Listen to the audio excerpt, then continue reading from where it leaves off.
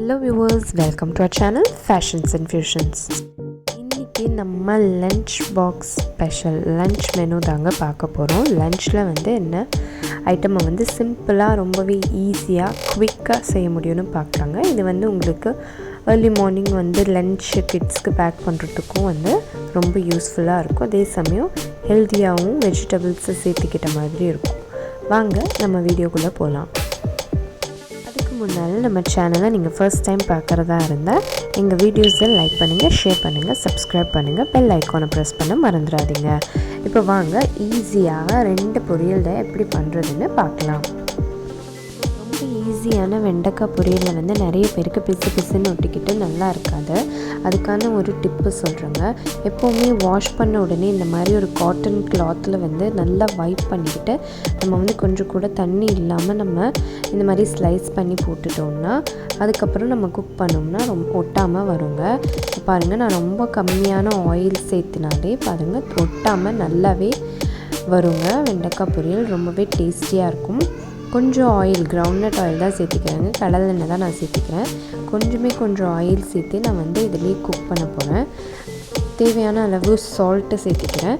இதில் வந்து நான் ரொம்ப சிம்பிளாக மஞ்சள்தூள், மிளகாத்தூள், அப்புறம் மேகி மசாலா வந்து சேர்த்துக்க போகிறேங்க.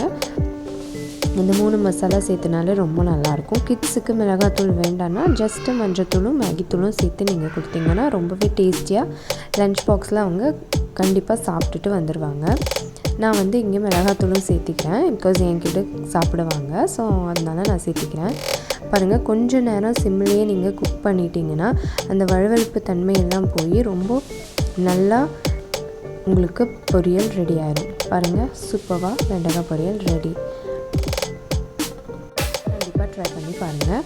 அடுத்து நம்ம பார்க்க போகிறது வந்து பீக்கங்காயை வச்சு நம்ம எப்படி பொரியல் செய்வோம். பெரும்பாலும் பீக்கங்காயை வந்து கிட்ஸ் விரும்பி சாப்பிட மாட்டாங்க. நீங்கள் இந்த மாதிரி செஞ்சு கொடுத்தீங்கன்னா கண்டிப்பாக சாப்பிடுவாங்க.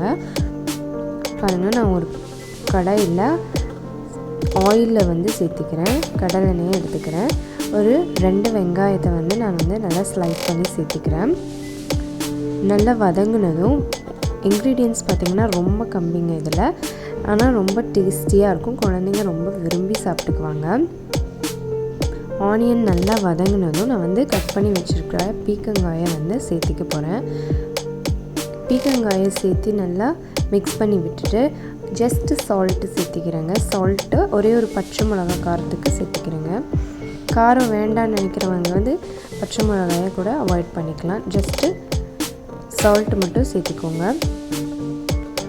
சால்ட்டு சேர்த்து நல்லா இது குக் ஆனதுக்கப்புறம் மூடி வச்சு நல்லா வெந்ததுக்கப்புறம் அதுலேருந்தே தண்ணி வருங்க. அந்த தண்ணியெல்லாம் நல்லா ட்ரை ஆனதுக்கப்புறம் நல்லா வெந்ததுக்கப்புறம் நம்ம வந்து இதை ஓப்பன் பண்ணி முட்டை சேர்த்துக்கலாம்.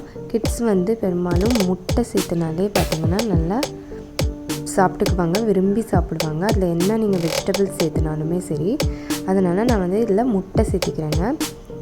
முட்டை சேர்த்து அப்படியே கொஞ்சம் நேரம் விட்டு குக் ஆனதுக்கப்புறம் நான் வந்து நல்லா மிக்ஸ் பண்ணி விட போகிறேங்க. மிக்ஸ் பண்ணி அந்த முட்டை ஸ்மெல் போகிற அளவுக்கு நான் வந்து கொஞ்சம் நேரம் அதை வந்து சிம்லேயே குக் பண்ணிக்க போகிறேங்க. அதுக்கப்புறம் லைட்டாக பெப்பர் தூவி கொத்தமல்லி இலை தூவி விட்டிங்கன்னா உங்களுக்கு பீக்கங்காய் பொரியல் ரெடிங்க. இதை கிட்ஸ் ரொம்பவே விரும்பி சாப்பிடுவாங்க. ஜஸ்ட் உங்களுக்கு ஒரு ஈவினிங் டைமும் நீங்கள் வந்து ஸ்நாக் மாதிரி கூட கொடுக்கலாம். அவங்க ரொம்ப விரும்பி சாப்பிடுவாங்க முட்டை போட்டிருக்கிறனால. கண்டிப்பாக ட்ரை பண்ணி பாருங்கள். ஒன்றும் பெரிய இன்க்ரீடியன்ஸே இல்லைங்க, ஜஸ்ட்டு சிம்பிள் இன்க்ரீடியன்ட்ஸ் வச்சு நம்ம வந்து இதை குவிக்காக ஈஸியாக செஞ்சு முடிச்சிட முடியும். கிட்ஸும் வந்து கண்டிப்பாக வந்து நல்லா சாப்பிட்டுட்டு வந்துடுவாங்க. ட்ரை பண்ணி பாருங்கள், எப்படி இருந்ததுன்னு கமெண்ட் பண்ணுங்கள். எங்கள் வீடியோஸ் பிடிச்சிருந்தால் லைக் பண்ணுங்கள், ஷேர் பண்ணுங்கள், சப்ஸ்கிரைப் பண்ணுங்கள், பெல் ஐக்கானை ப்ரெஸ் பண்ணிக்கோங்க. தேங்க்யூ ஃபார் வாட்சிங் மை வீடியோஸ்.